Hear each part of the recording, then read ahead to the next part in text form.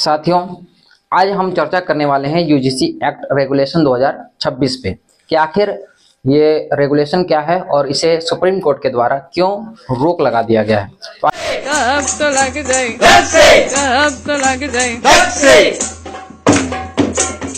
तो आइए जानते हैं इस खबर के बारे में। आदाब, जय भीम जोहार। मैं हूं एमडी हसनैन नवाज और आप देख रहे हैं न्याय संवाद।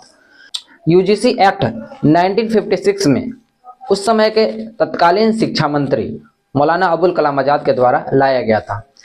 ये एक्ट इसलिए लाया गया था ताकि विश्वविद्यालयों की जो दशा है वो अच्छी रहे, उसकी दशा अच्छी रहे, उनकी जो शिक्षा है, शिक्षा में गुणवत्ता आए और जो छात्रों के साथ भेदभाव हो रहा है उस भेदभाव को कम करने के लिए इस अधिनियम को 1956 यानी कि 1956 में लाया गया था।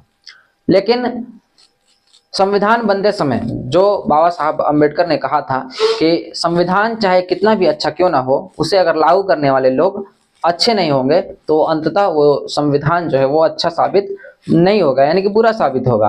और अगर संविधान कितना भी बुरा क्यों ना हो, अगर उसे लागू करने वाले लोग अच्छे होंगे तो संविधान अच्छा साबित होगा।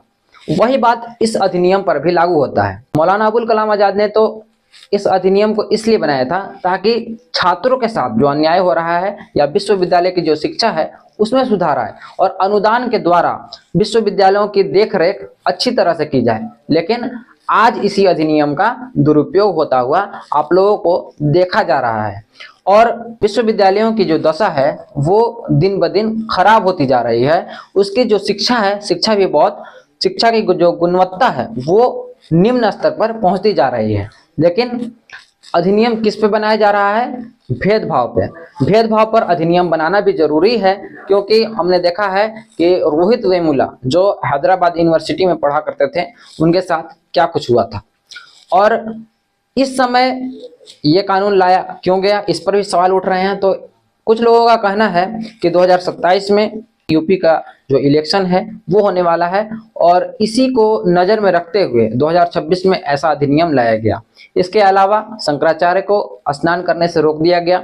उसके अलावा मणिकर्णिका घाट जो है उसको तोड़ा जा रहा है।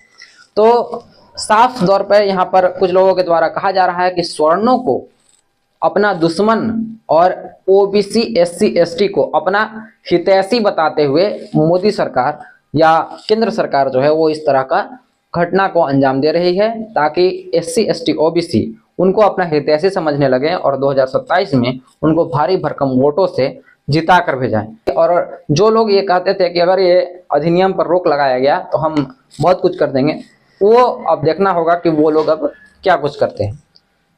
तो मिलेंगे ऐसे ही अगले वीडियो में, तब तक के लिए धन्यवाद। मैं एमडी हसनैन नवाज।